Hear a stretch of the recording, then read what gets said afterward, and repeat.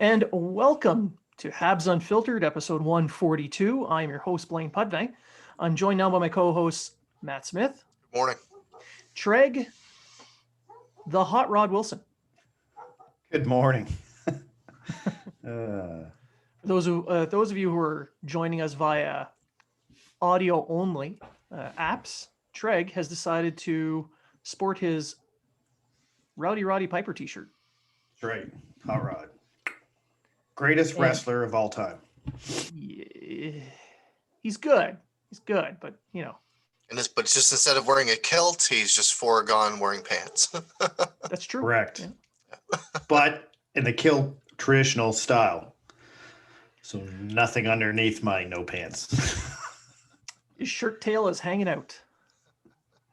Rowdy Roddy Piper's fine and all, but he's no hacksaw Jim Duggan.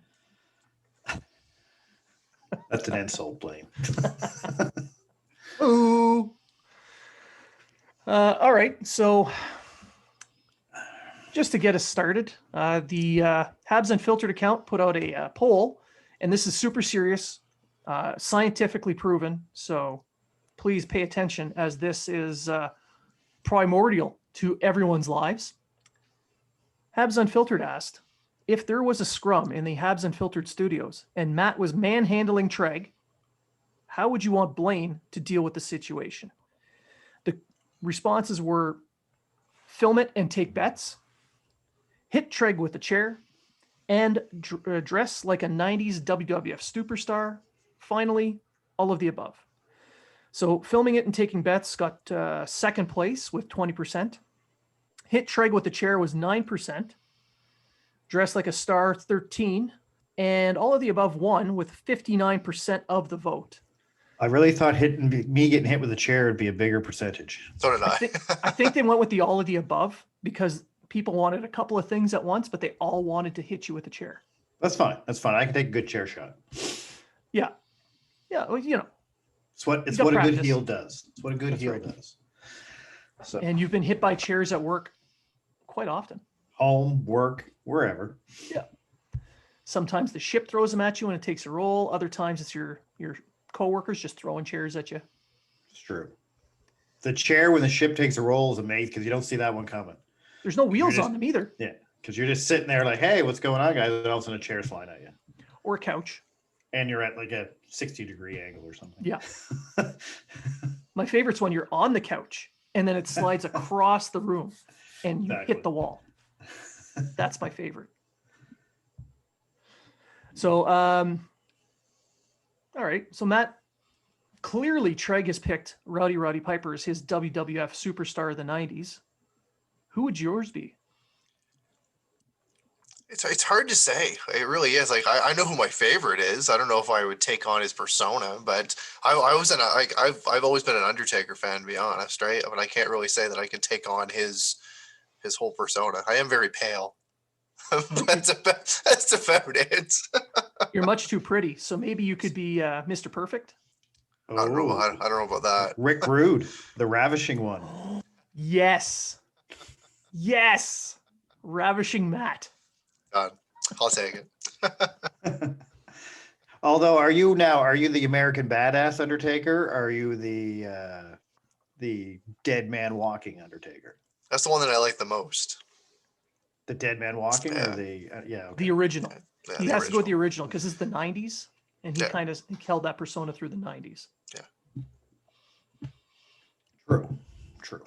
And I'm debating on whether I go Ultimate Warrior because he's insane, or Hacksaw Jim Duggan because he's kind of just basic. I can see you guys being You got hit in the head one too many times with that piece of lumber. I can see the two of you together being the bushwhackers or something and doing that.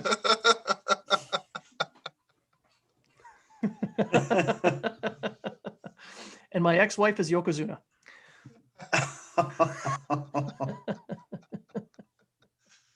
My wife would be Scary Sherry.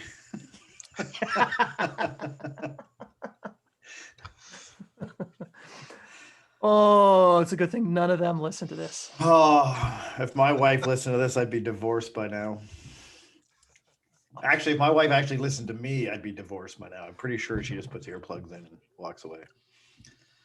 I don't blame her. I mean, seriously, just try living with me. No thanks. Yeah. All right. So- Enough goofing off. I think we can get started here for real. So in today's episode, we'll cover off a few items: schedule fatigue, some development talk, a rematch of tonight. The Canadians are playing the Leafs again tonight, and what the lines will look like for the playoffs, or what we think they should look like for the playoffs, because the Canadians are going to make it. So let's kick it off with the schedule fatigue. Excuses. It's all excuses. Yes, all excuses. Hockey players do this kind of schedule all the time. Just excuses. You shouldn't be at that level if you can't play that many games. Well, I mean, let's be honest here. This whole COVID season, making one division where you play teams 9 to 10 times, sounded fun. I mean, this season has been fun in its own way. It's a little less traditional. You got more games against rivals. Who can't enjoy that part of it? But at the same time, you're looking at the schedule and you're saying, holy crap, these guys are playing 3, 4, 5 games in a week, every week. Before the COVID shutdown for the Canadians, they had a couple of weeks where they had 2 games, a couple of 3 games, and then the rest were 3 to 4. Now it's all 4 and 6, 4 and 6, 4 and 6, 4 and 6 for 6 straight weeks. Is it any wonder that the injuries have started to pile up and that they show up to games and they look completely gassed from the start? No, I've been silently saying this. I don't like throwing that stuff out on Twitter because all you get is every other fan base saying excuses. There's no excuse for that. Vancouver's going to find you, and this is why Montreal's pretty much in the playoffs. The same thing's going to happen in Vancouver. It already has. And I hate throwing things at the fans all the time, but I guess we're just products of social media because we see all the hate and all the where we spend a lot of time on social media. We see a lot of but there's just too much high and low. So the Canadians had their 3-game win streak there, which is great. Like I don't expect them to go any more than win a game, lose a game, win a game in this type of schedule. I really don't. If they win 2 or more games, bonus. Especially with the injuries. Yeah. And with the schedule, and like you said, it's pretty much a back-to-back night game every week and 4 games in 6 nights. That would be hard on anyone, right? I mean, especially playing at that pace, at that physicality, and especially playing a team that didn't play the night before or hadn't played in 2 days. It had time to rest, had time to practice, had time to work on the little things that you're doing wrong. And Montreal just doesn't get that chance. They won't get that chance at the end of the season. Come playoffs, different story. It's not an excuse anymore. You can say it's an excuse all you want. Hell, you can go back and say Montreal only made the playoffs because of COVID-19 again this year, or any other team that made the playoffs only made it because of COVID-19. But don't expect this team to go into the playoffs on a winning streak at all. No, and it's pretty sad when you look at the playoff schedule, which the NHL playoffs have always been touted as the hardest playoffs in the major sports and the toughest schedule because you're playing almost 1 game every other night. So you play a game, day off, play a game, day off. And they tout that as the toughest schedule.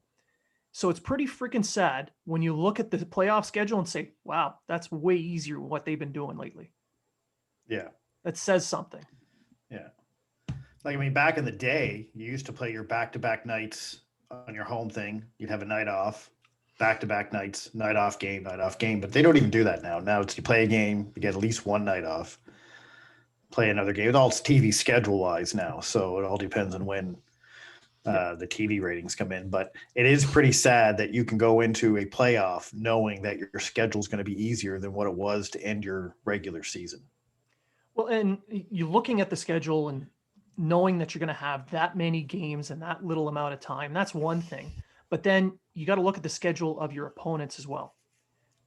Is it any wonder that the Canadians look dead tired compared to their opposition when they show up on their third game in 4 nights and the other team has had a night or 2 off before the game starts?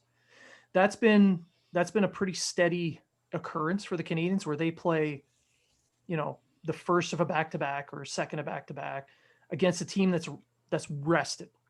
They've had a couple of nights off. I think the Canadians have had 2, maybe 3 games in the last 6 weeks where they were the ones that were rested before playing someone else, as opposed to being the team that teams want to go against because they've played the night before. You don't see that as much with the other teams. And this has a lot to do with the COVID shutdown the Canadians suffered and the change in the schedule. So this isn't a pre-planned thing. It's not a woe is me thing. It's just, these are the facts. I think we all saw this coming. I just don't think that we expected maybe the injuries to hit as hard as what they did. I think we all thought that something would come eventually, but when you lose Weber, you lose Gallagher to an on ice injury. That was something that happened, right? He broke his hand. Yeah.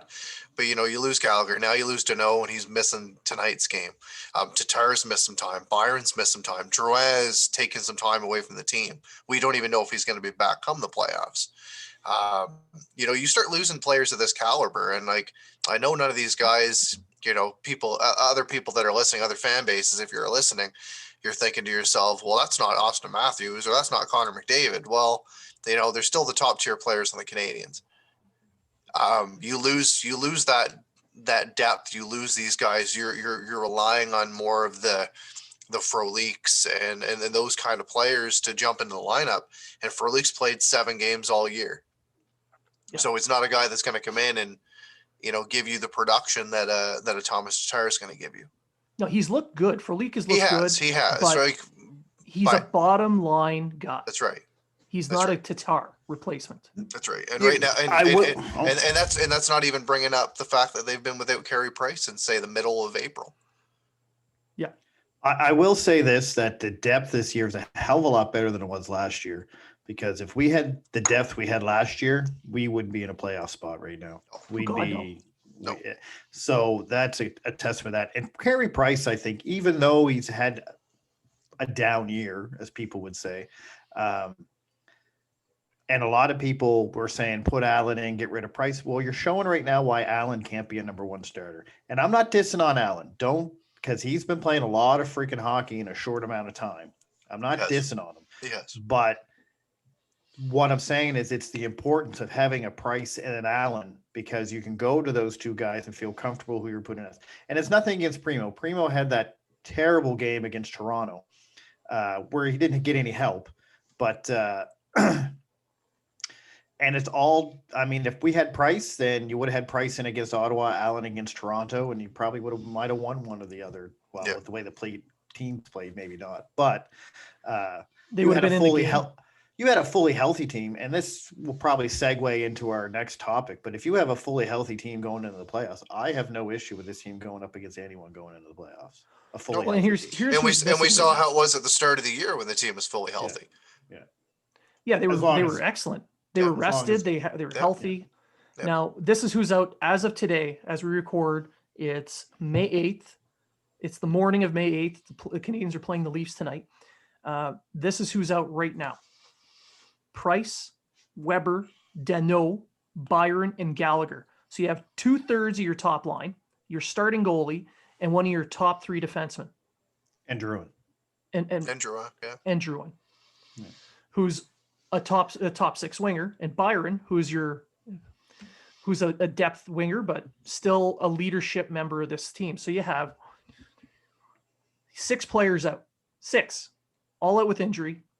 Now, as of right now, the belief is that all of them will be ready for the playoffs. As of right now, Price was going to be ready tonight. Maybe.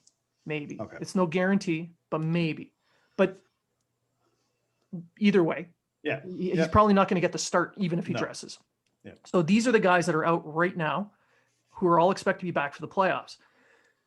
6 guys, and all of them are fairly significant roles in the Canadiens organization. And even with them out, the Canadiens have been able to hold firm on that fourth position. And there's a possibility that maybe they can get into that third spot. Everything depends on Winnipeg. If the Canadiens can actually put out a couple of wins here, they got Toronto, they got Edmonton a couple of times. So it's not impossible, but don't get me wrong, it's not likely. So that's what the Canadiens are facing right now. That's where this depth comes in. You guys have been going on about the depth, and yeah, it's helped. Caulfield is called up. He's producing. He's actually one of the team leaders in expected goals for. He's got 2 game winners already off his stick, so he's making an impact. Evans has been one of the emergency call-ups as well, and he's looked excellent. Guys like Perry are stepping up, and I like Perry. He's he's a good player and all, but he's 36 years old, and if you're relying on him and you're playing against teams like Toronto who are fully healthy, it's not going to look good. Like that last game, the 4 goals in the first period. That killed the game right there.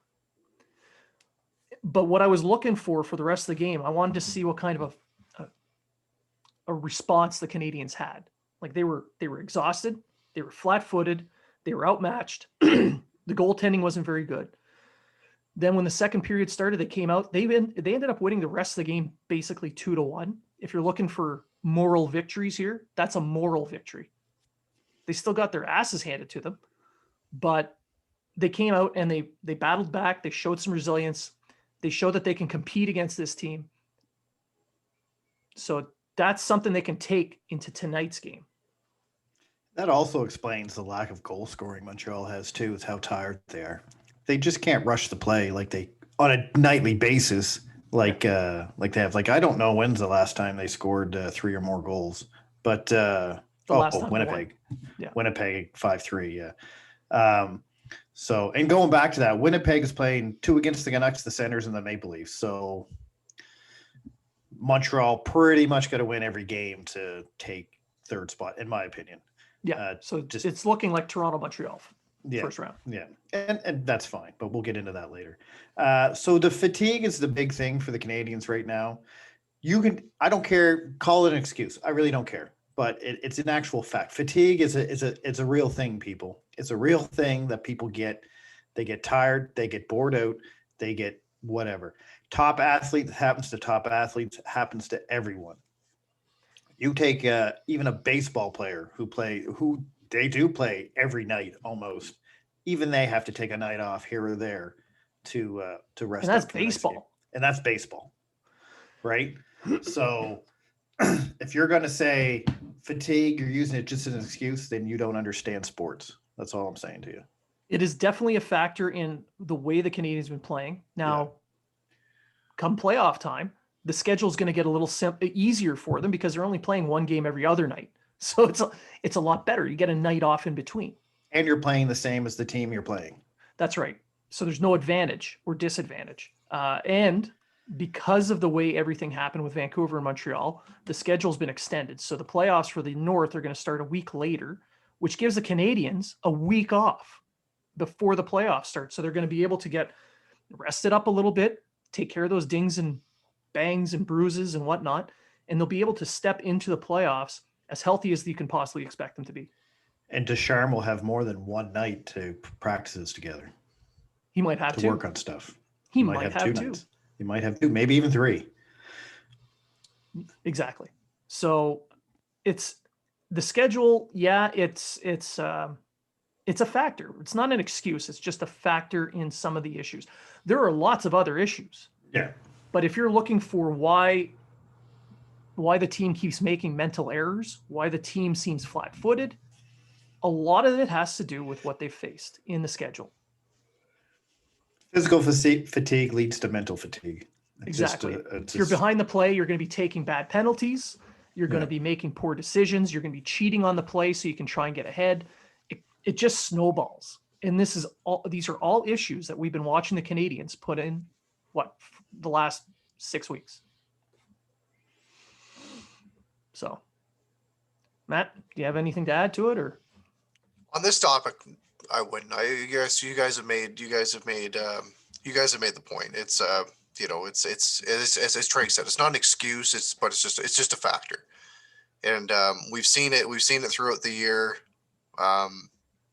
We saw more or less a top tier team at the start of the year, and COVID hits. Well, COVID had already hit, but COVID hit the team, and then it just kind of seemed like they got their foot off the gas pedal, and there's been multiple storylines throughout the season that I believe have contributed to the way that the Canadians are right now and the way they are in the standings and the injuries that they have, and maybe some people talking about developmental issues within the team and everything like that.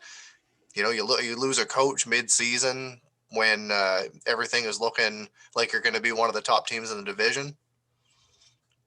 It's I don't know. It's just as a fan, you want to always stick by your team. As someone that does this kind of stuff, you kind of have to go against the fans sometimes. Stick your neck out there, but I'm really hoping that come playoffs that we see a more healthy squad, and that Ducharme can actually put some lines together that are going to stay together for more than just a game. We're going to get into what we think of playoff lines are going to look like here in a little bit, but the next topic we're going to get into is development. So essentially, Kotkaniemi has become a lightning rod for fans online, because with Drouin out, they need a new target. So the target is Kotkaniemi, and it's not an all negative. Some of it is in defense of him, but it's negative towards management. There's a giant argument right now about his development and about how good he really is. So this 20-year-old kid who already has over 160 NHL games played is now either hot trash, a bust, or is not being developed properly by the team, and everybody needs to be fired and trade the whole team and rebuild. So, Matt, we'll start with you first. What is your take on Kotkaniemi right now? I see somebody that's trying to force the play a little too much, especially when it comes to the power play. We know he's got a good shot. We know he can make a good first pass. It just seems that he is just trying to force the play a hell of a lot too much. And when you're somebody that's a young player, the success is kind of attributed to you putting the puck in the net or you helping somebody put the puck in the net. And this is a guy that hasn't scored in 21 games. He's not seeing the ice very well. He's, hit or miss when it comes to the way he plays throughout the game, if he's going to play a physical style or not. His face-off numbers are very hit or miss. He's anywhere between a 20% or in the high 60s for the game. So his consistency is not there whatsoever. And even putting up assists, he just hasn't been doing it. The points haven't been coming, and it's not necessarily from the lack of ice time. He's still seeing the ice more than some other players, and they've been producing at a higher level. Obviously, taking him off of the center position and throwing him on the wing, having a carousel of wingers, that's not going to help. It's not going to help anybody try to break out of a slump. Why I think that the fan base is kind of turned on him, or that the media is kind of turned on him, is they're looking at players that were taken around the same time as him or before him as a comparison. Well, let's just say it this way. He was picked third. Montreal wasn't going to get Dahlin. They weren't going to get Svechnikov. So let's take those out, okay? The one that continues to come up is Brady Tkachuk. And we saw Brady Tkachuk at the draft. Seemed like a pretty nice kid. He's a completely different player than Kotkaniemi. The Canadians went out and they saw, this guy's the guy that we need. He's the center that we want. We're going to go out and we're going to pick him. And obviously you've got that historic video moment with the what lady and everything like that, which is something we're always going to remember because we met her. Could Brady Tkachuk be on this team and be helping them? Absolutely. Would it put another hole in the lineup? Absolutely. You got to remember, like, Kotkaniemi's still a young guy. He's still 20 years old.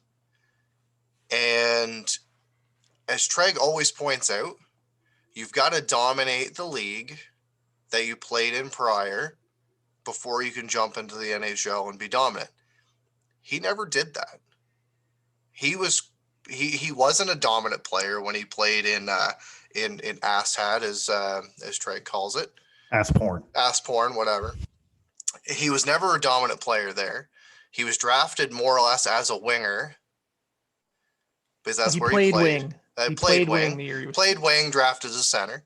But, he had his 13 games in Laval and was a point-a-game player, only scored once. But, and then this year he's been mediocre. Especially he started the year pretty well, just like the rest of the team. But I just think that I don't think it's a developmental issue.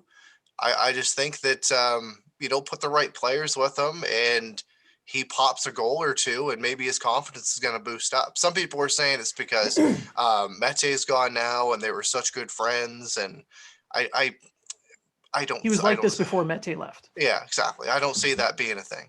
I'm going to give the guy some time. Hopefully we see down the stretch and starting the playoffs, we see the more Kotkaniemi playoff edition and not this version here, because it's if he continues to play the way that he is right now, they've got to look at they might have to start looking at possible center options this offseason. Well, here's the thing with Kotkaniemi. He is one of the team leaders in zone exits and zone entries. Yep. One of the better players in that. He is also a strong defensive player. He's very physical up the middle. He has great vision. His shot is good, but it needs to get off quicker. And that's been the main issue with his shooting, is sticks can get in the lane. They got time to adjust before he shoots. He's just not fast enough in his shot release. Yeah. So that's stuff he can work on in the off season. Defensive positioning, he can keep working on that. A little bit more strength. He's still only 20 years old. So this constant comparison to Tkachuk is just annoying. Tkachuk, when he was drafted, and I wrote about him with another website at length in a scouting report, the kid was NHL ready the year before he got drafted because he missed the draft by a couple days. Yeah. He had fully physically matured into by that point. He was ready to just plug and play into a lineup. Now, don't get me wrong. He's a very good hockey player, and he's going to be a guy that's going to score you 20 goals, 50 points every year for the rest of his career. He has leadership, the whole thing. So, they're going on and on about him. That's great. But you can't compare a guy who's a year older in another position just because he was picked after. But that's what they're going to do. That's what they're going to do. And the fact that someone like Philip Zadina is starting to put up points now with Detroit, you're even getting that. Like, the Canadians should have picked him, or they should have went and looked at Quinn Hughes, even though he can't play defense. It's constantly the same thing. It's whoever's scoring points at that exact moment in time is your argument. You drop the guy who's in a slump and go with a new guy to compare to your guy. It's never, ever, ever just one person. They constantly go with the hot hand to say, well, look, these guys are always great. No, you're skipping around. You're moving the goalposts. And if you're going to compare one player to another from that draft, if you're going to compare Kotkaniemi to someone, it should be Barrett Hayton, who was picked fifth. Yep. He's the other center. The top two centers of that draft are the two you should compare to. And where's Barrett Hayton right now? I think he's still playing for Arizona, isn't he? He just hasn't been putting up the points. Exactly. Because he's 20 years old. Actually, no, he's playing in the AHL right now. Yeah. He's playing in the AHL. 7 points in the AHL in 22 games and 3 points in 14 this season with Arizona. Is he a bust? No, he's 20 years old and he's Yep. still learning. So you pointed out the inconsistencies in the face-off circle for Kotkaniemi, which is completely true, but it's still a better. There's the peaks and valleys the valleys aren't quite as deep and the peaks are much higher Yep. this year than they were last year. So there is progression. Progression's not a linear line straight up. There's going to be ups and downs. Right now, Kotkaniemi, he looks like he's going to be a guy who can be a 60-point center in the NHL. Yep. That's not a 3 overall. You can argue all you want about that not being good enough at 3 overall. But for a team that has not had actual centers for 25 freaking years, that's good. At least it's a pick that should turn out.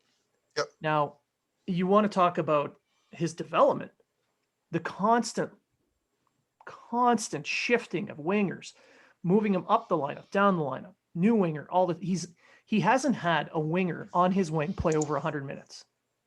No. And the one, except for, I think, Lehkonen. Is he putting in goals? Not really. He scored one the other night, but Lehkonen is not a finisher. Lehkonen is a puck retrieval guy. Kotkaniemi is a playmaker, so you need someone who can shoot. Someone like a Caulfield, perhaps, or Toffoli.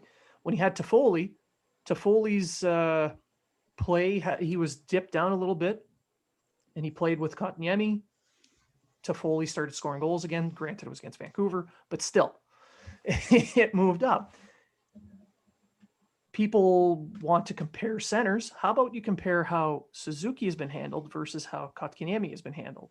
Suzuki, I grant you that he has played better overall, so he deserves more ice time. But when Suzuki was slumping, they didn't shift him all the way down. They didn't put him on a 3rd or 4th line role. They didn't take away his wingers, and they kept him playing his role. They kept him with steady wings. They let him work through it. Whereas Kotkaniemi has a bad period, his whole line changes, or his role changes, or he's taken off the power player. I can't understand the difference in approach between the two. I know the team is trying to win now. They're trying to make the playoffs now. But if you're going to be that patient with your 21-year-old center, why aren't you being patient with your 20-year-old center? I think injuries have really played a fact into this because, especially with them going out and getting Stahl and then wanting to play Evans, Deneau's gone now, but even before that, with him being in the lineup, and then you've got Suzuki, where you've got to play a certain amount of center positions, but then you start losing out on these wingers. And instead of playing, I can see why they tried to put Kotkaniemi up in more of a top 6 role, because he is a big guy along the boards and everything like that, and he does have a decent shot when he has the space to use it. The fact that you lost Drouin, the fact that you lost Byron, et cetera, doesn't help the situation. With the Suzuki comparison, you're right. They didn't really take his wingers away or anything like that, and he's found a way to get out of his slump, and he's been one of the best players of the Canadiens. He's probably been their best forward over the last couple weeks, at least probably the last month. He's been their best forward.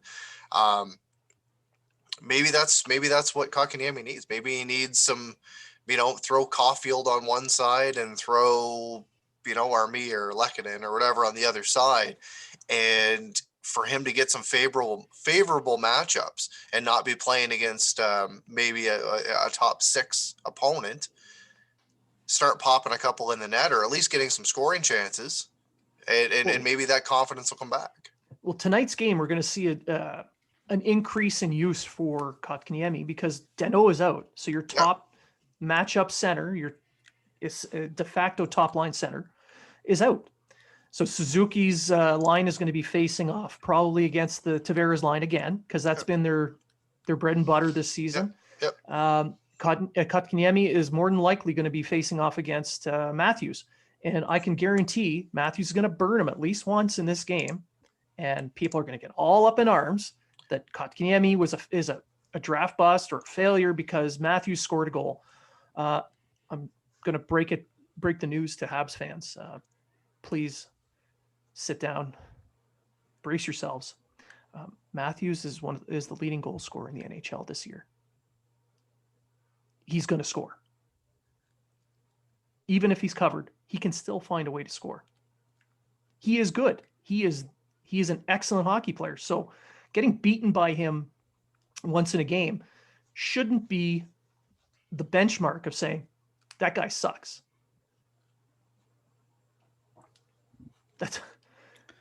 It's going to happen. And Evans is probably going to be pushed into a matchup role against Matthews after that, because Ducharme seems to have less of a leash with Kotkaniemi than he does with Suzuki. And I can't understand why. We're probably going to see a lot more Stahl and Evans, actually. Yeah. Hopefully not that much Stahl, because Stahl's going to get burned wide. But it's more, every time. and that won't even be a line juggling thing. That just seems like it just seems to me that when they lose confidence in Kotkaniemi throughout the game, we don't see that the line changes per se. And it's like, okay, well, line A isn't working. We're going to put line B in. We'll just swap out the centers.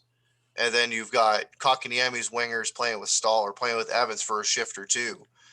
And then, and then it's all of a sudden, it's like, oh, we got a power play. Okay, Kotkaniemi, go back out there.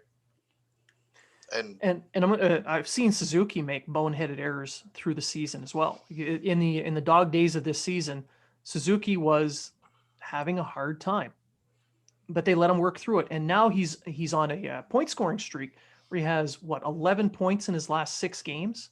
He's playing well. I don't know what the number is. He's playing very well. He is playing excellent hockey right now because they let him work through some of his issues, and they didn't try to change it from game to game. They kept him steady. They worked through it. So that approach works. I don't know why they use a different approach with the other center, other than the fact that this is a team that needs to make the playoffs to be seen as successful, and they're only got so much leeway, and they seem to be giving it all to one guy. Yep. Treg? You guys pretty much covered it. It talks of Brady Tkachuk in the comparison. You're comparing a winger with a center. That's right. And you're pairing a winger on a team that has nothing to lose. Therefore, they're just throwing everybody out. Yep. Brady Tkachuk plays 18 minutes a game, where Jesperi Kotkaniemi plays 14 minutes a game. Close to 15. So that's a 3 minutes difference. And really, Tkachuk only has 15 more points than Kotkaniemi when you're really playing on the top line in Ottawa. And he's lined up with their best offensive talent. He's lined up with Norris and Formenton, I think, is who sometimes Halifax native Drake Batherson. Yeah. So, I mean, it's not like he, and then you got Kotkaniemi on the third line, who has insert winger of the flavor of the night winger. I mean, Lekkonen's been pretty steady with him. I'll say Lekkonen's normally on his line.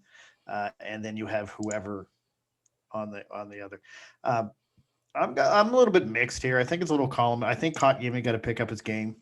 Yes. I think Kotkaniemi I think you got to decide, is he going to be a defensive forward or is he going to be an offensive forward? Because I think he's kind of caught in the middle. Wants to be an offensive forward, but he doesn't want to get away from his defensive side of the game. And he can play both. He just got to know how to play both and where he, should pinch in and shouldn't pinch in. One turn one on and one turn one off. Yeah. But he's 20 years old. Like, you have the old, when I used to bash Victor Mete, everyone says, oh, he's only 22. He got to develop. He's a defenseman. Kotkaniemi is only 20 and he's a center. It's harder to develop as a center than it is as a winger or anything else, because there's more to a game of a center than there is any other position. Except my defense is probably a good comparable. There's a lot you got to learn on the defensive side of things too. So I think Kotkaniemi is a better defensive center than Suzuki is. But for some reason, you're absolutely right, Blaine. Suzuki's kind of like, all right, you're our guy. Fuck up or not, we're going to let you go. Kotkaniemi, yeah, you're screwed up. You're at the end of the bench. And Maybe watching it's the him 1 year defensively- NHL experience. I mean, Kotkaniemi has 1 more year NHL. Maybe it's that. Like, I'm just throwing it. I'm reaching straws here. But they've been like this with him for the entire 3 years. I think Kotkaniemi should have started in Laval from the start, personally. And Matt, you said it. You got to be successful in the league below you before you should be playing in the league ahead of you. I think if he had a year in Laval with Ducharme, I think he would have been all right. With Bouchard, you mean? Bouchard, yeah. Did I say Yeah. Ducharme? Yeah, I meant Bouchard. He'd be all right. I don't know. I don't know what it is about Ducharme. He personally, if I were him at this point in the game where you only need 1 point, play your young guys. Sit the veterans down. Stahl, take a night off. You know what? Evans, Kotkaniemi, Suzuki. I mean, Stahl would have to play because you need the fourth center. But you guys, here you go. Kotkaniemi, go with it, right? See what happens. What do you got to lose? Especially when you got 3 games against teams that play more wide open style hockey, like Toronto and Edmonton. So yeah, sure, let them go. Let them go. Vancouver and Calgary are not going to run the board to make the playoffs, so you have nothing to lose. Even if you lose every game, all 3 games remaining, Vancouver and Calgary are not going to. They play 4 times against each other. They're not going to get the points to get in. So just go with your young guys, make it a youth movement, and then you have all these guys rested up for the playoffs. And if it doesn't work, you know where they stand for the playoffs. Yeah. And back a little bit on Kotkaniemi himself. I've been watching every game, even when I don't want to. Some of them are painful to watch, but I've been watching so that I can see how each player reacts. And what I've been seeing out of Kotkaniemi is that he goes down lower to support his defenseman more so than the other centers. He is battling along the boards. He is down low. He is doing a lot of movement. He's skating a lot. So he is tired. By the time the puck leaves the zone, he's already tired. Yeah. So entering the zone, and he's still one of the team's top zone entry players into the offensive zone, which tells me that he's got lots of gas. And then once again in the offensive zone and set up, there's not much left there to play with. So that could have an effect on his offensive output. And if they want to improve that, I've been talking about this for 2 freaking years. Puck moving defenseman. If the puck gets picked up and moved out quicker, there's more energy for the forwards in the offensive zone. Is this an issue for him to work on for his cardiovascular, his VO2? Sure. You can argue that he needs to get into better shape cardiovascularly, but he's 20, so he is not peaked yet. So in about 2 more years, you pick up a puck mover. Could it be Norlinder? Could it be Harris? They've got guys coming up. They can make a trade for a guy. You add that, those 2 years of training to Kotkaniemi, and I guarantee we will see a much more effective hockey player. You got to look at 2. The entire team's not scoring. So why you're picking on the 20-year-old center, I have no idea. The entire team's not scoring. Because he's not scoring, and he was a 3rd overall pick, so he is a bust, and the team needs to be rebuilt. Sure. And or Victor we could Mente's a watch the bust. team and be objective and say, look, this is what's wrong. This is what's missing. Can these guys develop those skills? And the answer is yes. The center core can develop all the skills they need. Suzuki and Kotkaniemi are going to be the 1A, 1B for the Canadians for the next 8, 9, 10 years. Evans plays into this. He's going to be a solid bottom 6 center. Paling, who was out now with an injury, Should be a a good wrist third injury. line center. Yeah, exactly. He'd be a good 3rd line center. Size, he's got speed, he can shoot, he can create plays, he's defensively responsible. He could also be he could also move to the wing and become a power forward as well. Could, but he's a I don't natural see that center. happening. I don't see that happening. No. And I mean, there's also a tweet out there about Anderson, about how anyway, fans are just coming up. I mean, this was part of the Tiger crew, and yeah, his takes are pretty terrible. But anyway, for those who don't know, the Tiger crew are the Mete lovers who just do everything they can to love Mete and hate on other players Players as that part of a don't. game. It's their Yeah. game. That's what they're Yeah. playing. They're playing a game. But yeah. So, but when it comes back to Kotkaniemi, I don't understand. You know, you want to pick on someone. Jeff Petry's been having a tear. Well, he's last couple games he's been pretty good. Like on that winning streak, he was pretty good. But no one said a peep about Jeff Petry. No one said a peep about Josh Anderson until the other day. He hasn't been doing anything really a lot lately. He's been playing good hockey. He just hasn't been producing points. But the point I'm making is nobody on that team is really producing points. Toffoli and Suzuki are the only, and Petry and the winning streak are the only players in the last couple weeks that have been producing any type of points for the Montreal Canadiens on a consistent basis. Yeah, and I look at the players that have been consistent in their style, in their effort. Yeah. Guys like Toffoli, Suzuki, definitely. Kotkaniemi he's been very steady with his effort level. Anderson has not changed his style whatsoever. He scores on the rush, and if he can't get the rush, he's not going to score. Scores on the rush, hits rebounds. Yeah. And keep in mind, he's still on pace over a full 82 game season to be a 30 goal scorer this year. So you can complain about him all you want, but guys who score goals like that will score 5 or 6 and then go quiet for a few games and then go quiet. It's just the way things are. And then you look on defense, Petry. Yeah, he had about 10 games where he was just terrible. It was not Jeff Petry that the Canadians needed. Weber has had a down year as well. But people have chirped Weber. Weber's been a constant talk.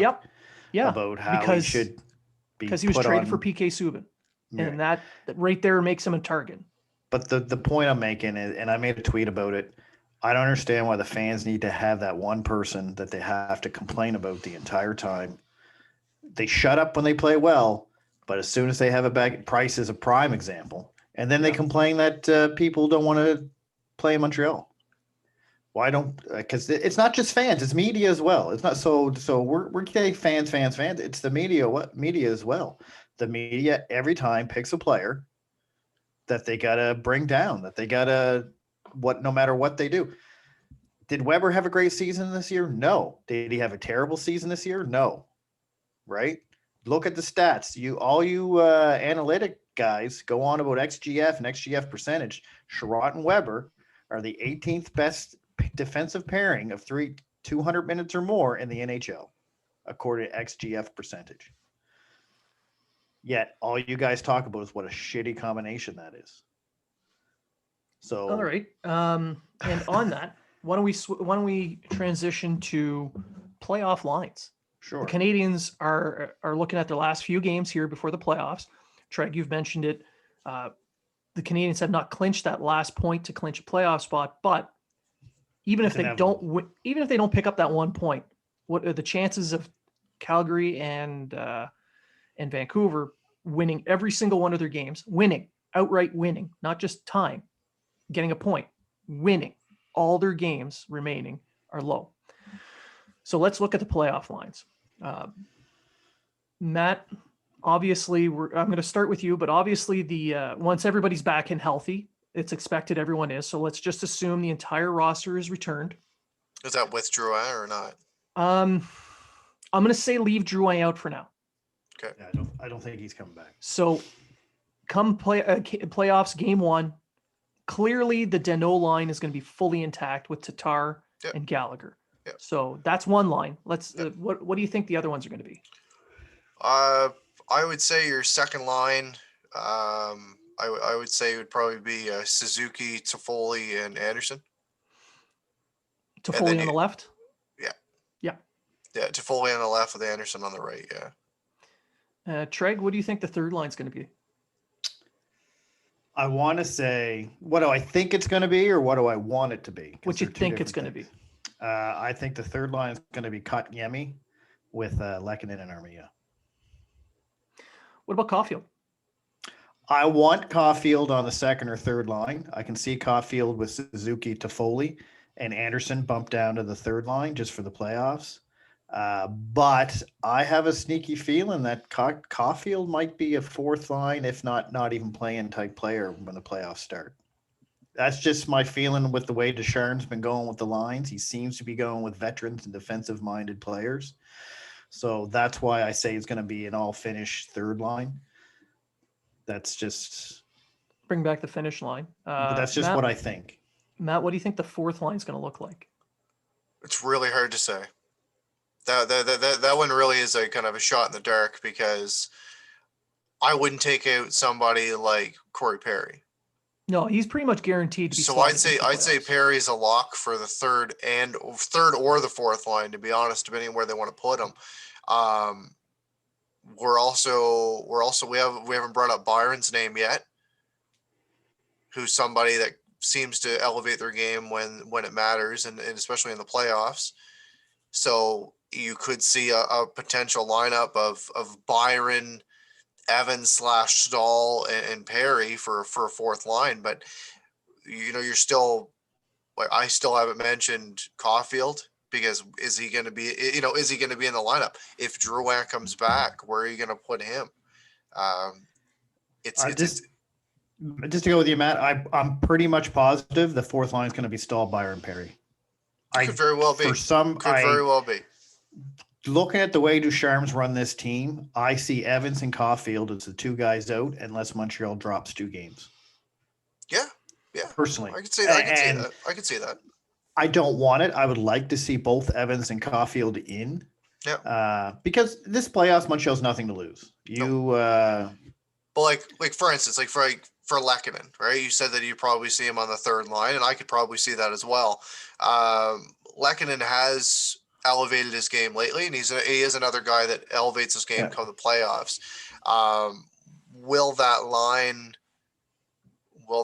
turn into something come playoff time? And will Kotkaniemi find his game by then? Who knows? We can hope. That's why I asked Blaine, do you want what I think they're gonna be, or what I want them to be? Because what I think they're gonna be is, I think Ducharme is gonna put out a defensive minded type lineup. And I don't see Evans and Caulfield on it, because he's going to go with the vets, because that's what he's been doing so far this season.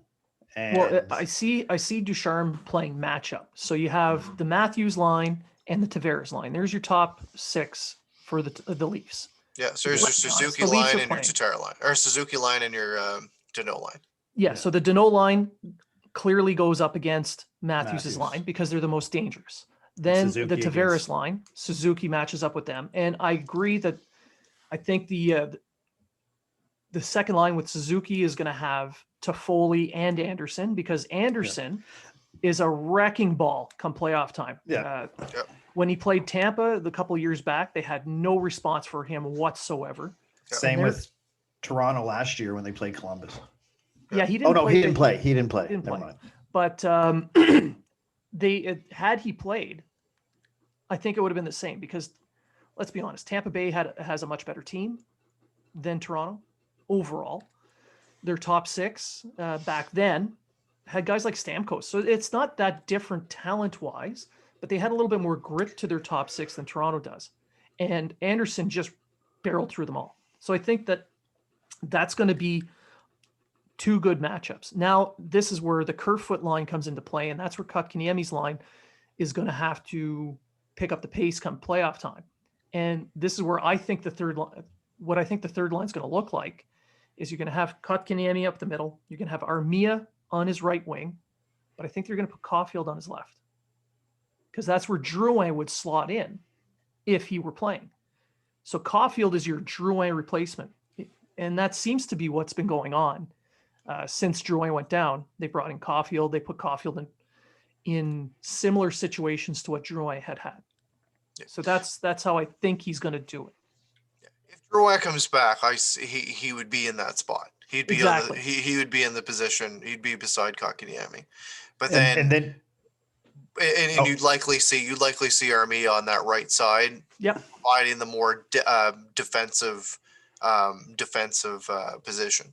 Puck retrieval, cycle game, the puck possession game that he plays fits in well with those two.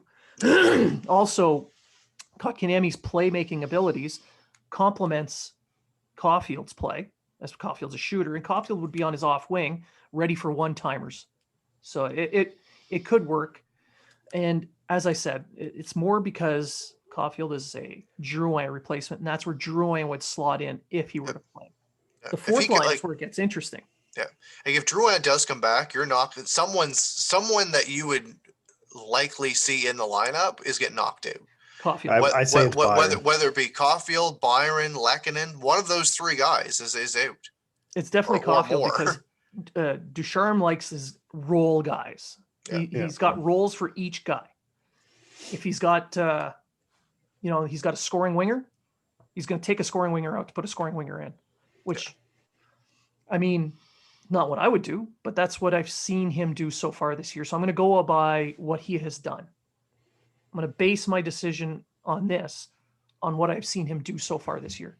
He hasn't had a full lineup before, but I'm kind of doing the same, only I'm basing it on his go-to veteran guys that he likes to put out there. Yeah. So I see where you're going with that, Blaine, but I'm going with the Lehkonen and the Byron over Caulfield only because I think he has more trust in the two of them on the defensive side of the game. Not that I think Caulfield's bad defensively, because I don't. I think so far in his NHL game, I think especially now where he's getting used to where he's supposed to be on the ice, his forechecking and backchecking, I think, is pretty good. I just think come playoff time, where it's a tighter, more defensively fought game, he's going to go with his Byrons and his that's not what I would do, but that's what I think. And I totally see where you're coming from and the possibility as well. But I'm just basing it on the old Julian style that I think he's kind of half adopted, and that's where I'm kind of going with. But at the same time, the Maple Leafs are not come playoff time going to change how they play. No, they didn't do it. They didn't do it before. They're not going to do it now. No. They've added players to their lineup to give them the things that they were missing in last year's play-ins because they did not make the playoffs.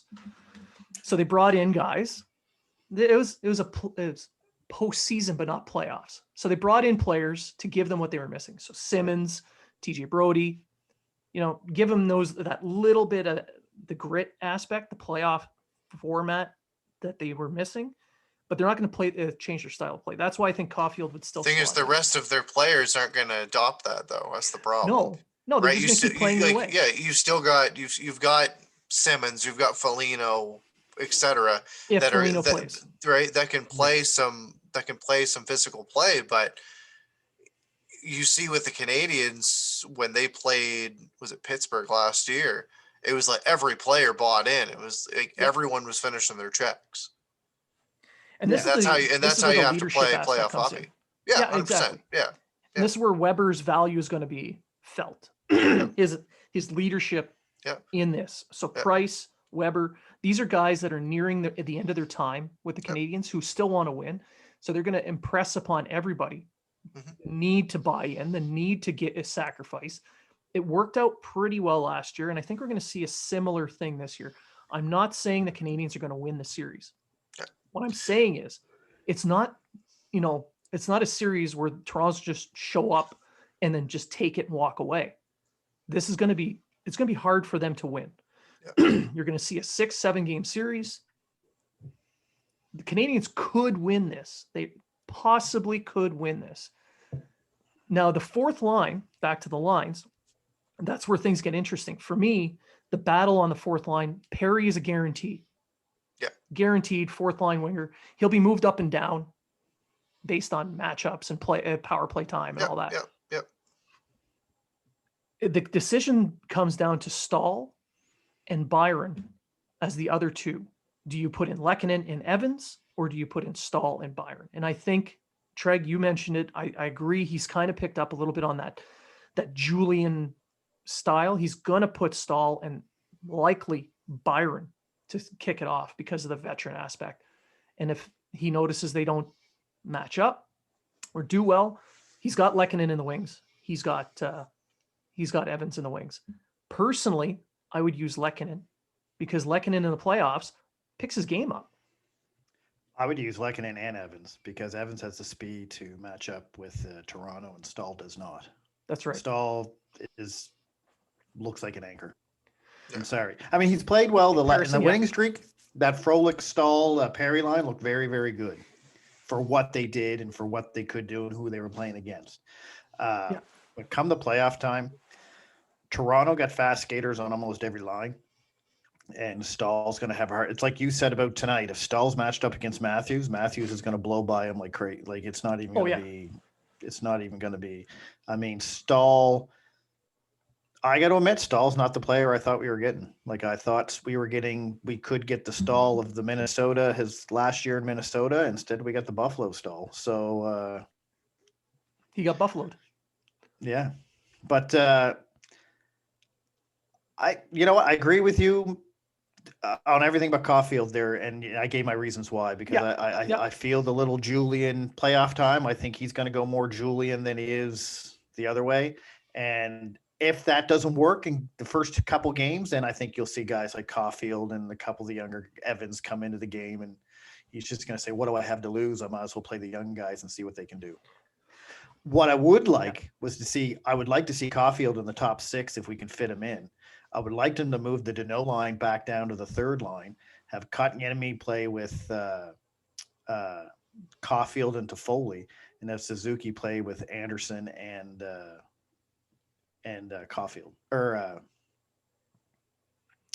who am I thinking on the left wing? I don't know. I've lost all train of thought for some reason. It's a matchup thing though. You don't want to see you wouldn't want to see the Deneau line would still play against Matthews. They just wouldn't be there. It'd be like what they did in Pittsburgh. Deneau line shut down that one line.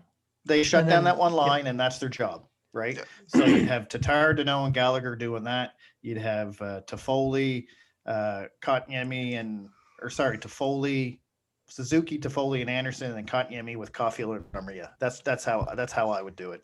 And in a playoff series, if Deneau is capable of Deneau's line is capable of shutting down the Matthews line, you take away the majority of the offense out of the Toronto Maple Leafs. That line with Matthews and Marner probably going to have Hyman with them as well, I think.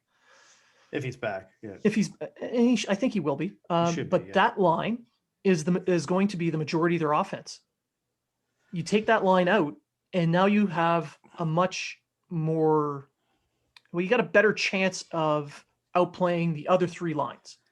So and here's my next thing. What top 6 of Toronto are you going to get? Are you going to get playoff top 6 Toronto, which is very inconsistently scoring? And I mean, everyone can go on about Matthews had a point per game, had 7 points in 5 games last year, but he scored 5 of them in 1 game. So, that's another thing you got to look at. Is this going to be a matter of Montreal? The series is going to come down to whether Toronto's high-end scorers show up or they don't. That's right. Right? If they show up, I still think it's going to go at least 6 games, but Montreal's not going to win the series. But I think we'll keep all this for our playoff preview episode. Once we know for sure it's the Leafs, I just want to point out that the Leafs are a good team. They are expected to win the division because they won the division the regular season. They're the favorites. Just watch TSN and Sportsnet. It's guaranteed. It's not like, either one of those 2 media corporations literally own part of the Maple Leafs. They do. But ignoring that, we'll leave it there. And we'll come back if it happens that Montreal plays Edmonton in the first round, just wash everything you just listened to. Yeah, because we're clearly forget it all.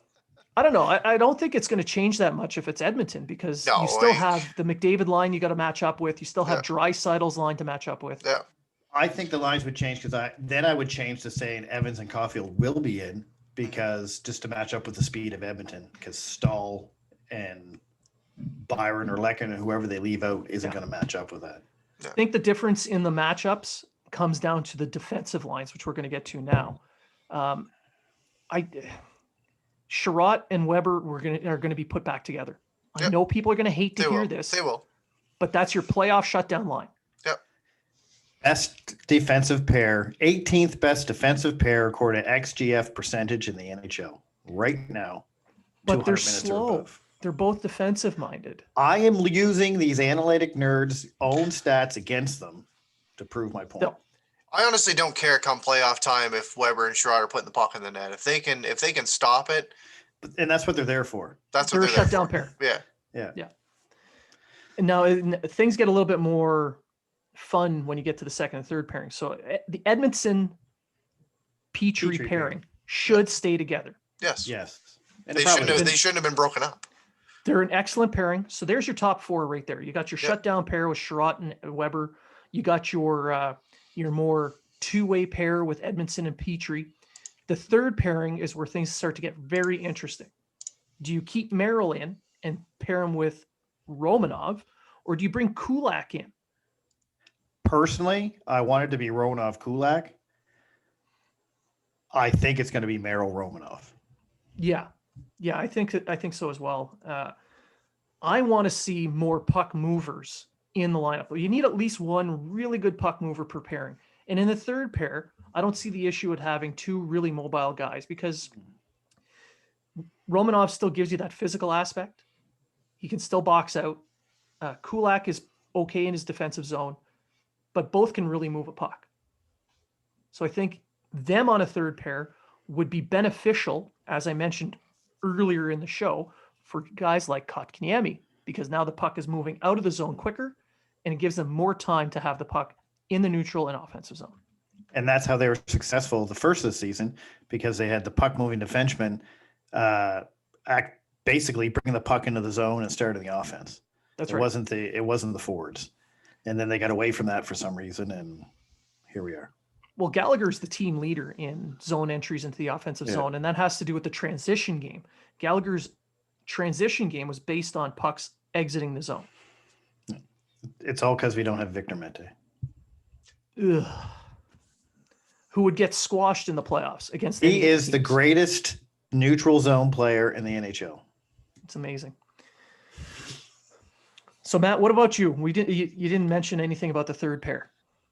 I would say more than likely, I think Romanov's a lock, just the style of play. Especially when it comes to playoffs, he's going to turn up his game, and even if he's not contributing to the offense, he's going to make it really rough for the guys coming over that blue line. It's a coin toss, really, for Merrill or Kulak, but I'd probably go on the more defensive side and go with Merrill as well. Yeah. For your I third, just for your think- third pair. I think that's just what Deschamps going to go with. Regardless, Yeah. I think Kulak Romanov's the better pair because I think Kulak's good enough on the defensive side to be the third line pair. I don't think Merle's really shown, even though he's supposed to be in the games I've watched. I don't think he's shown that he is that much better than Kulak on the defensive side, even though statistically in Detroit, and then when he first got here, he should be better. But I still think that's who Deschamps is going to go. I think you're going to see Sherratt, Weber, Edmondson, Petrie, Romanov, Merle with Kulak and Gustafsson waiting in the wings.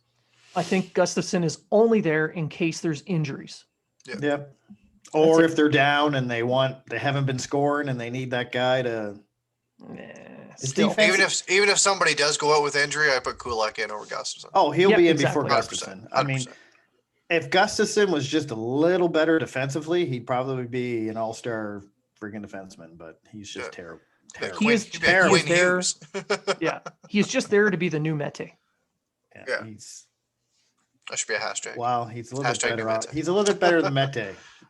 Sorry, Tiger team, but Gustafsson's only better than Mete because he actually creates offense. And we know they listen because they stole Habs Unfiltered's meme, Yeah. Tiger 27 meme. So I'm just telling you, Not steal. Gustafsson It's yours. Keep it. is only better than Mete because he actually creates offense. He has scored points. Yeah. Although Mete's time in Ottawa has been much more productive than in Montreal because it took him 127 games to score in Montreal, but only 8 to score in Ottawa. That's right. Development. Yeah.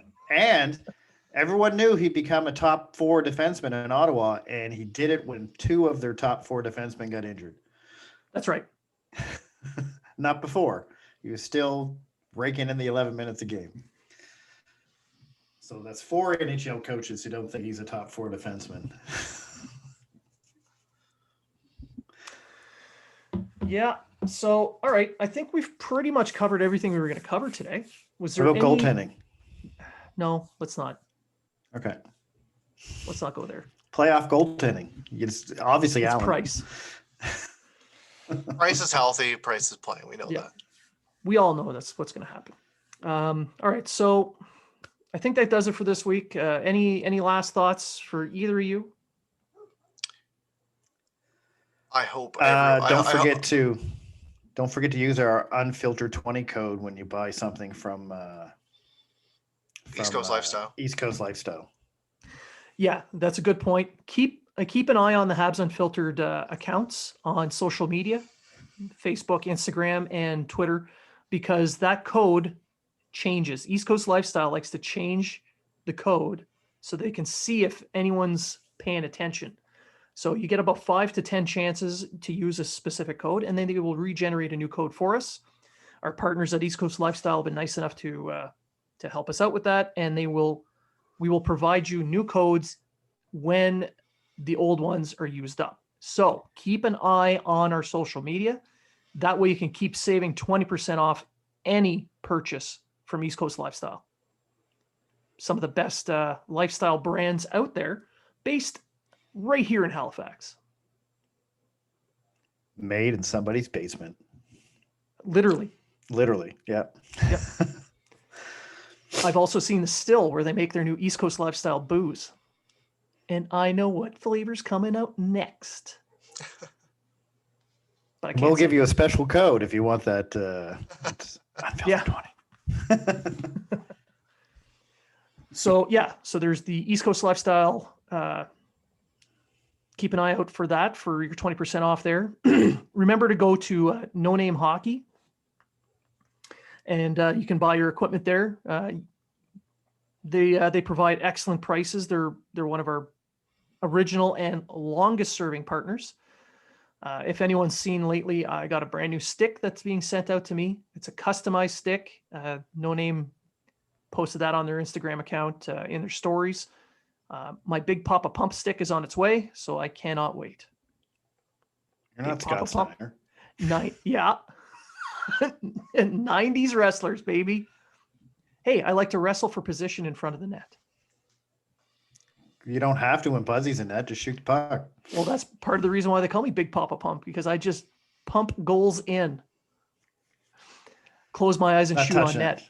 Not It's touching Pudgy. that. Yeah, it's Pudsy. You just close your eyes and shoot. You'll score. Just ask him. He agrees. Staying out of this. All right. So I think we've done enough goofing off. That does it for this show. I want to thank everyone for listening, for tuning in, checking us out on all the podcast platforms, including iHeartRadio. We are now members of iHeartRadio. Took a while to get there, but we got there. We are also on the Hockey Writers Podcast Network. Check that out. There's a lot of great podcasts on the Hockey Writers. There's some new ones. Chicks with Sticks just came out. It's a new podcast. It's women in hockey. Check them out. Our friend Mel Boyd, she's on that panel. And subscribe to our YouTube channel. Check us out on YouTube. Subscribe, hit like, hit that bell. Don't miss any episodes. We have exclusive content in there as well. And again, you guys make this fun. You make this happen. So the more of you that come out and listen and watch, the better, because then we can all chirp Treg. I got big shoulders. I can take it. He's working on them. He's trying to build them up. Someday he'll be a big boy. So again, thanks for listening. And remember, if you are talking about it, so are we.